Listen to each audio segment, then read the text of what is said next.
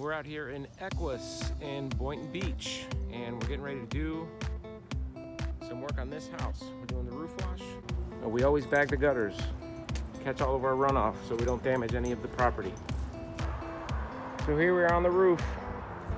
This roof's pretty dirty. It's gonna come out great. Let's get it done. Look at this. This is the last section of the roof that hasn't been treated yet.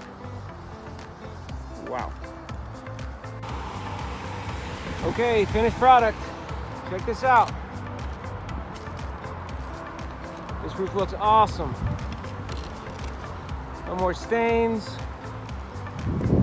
Back to the original color. Looks fantastic.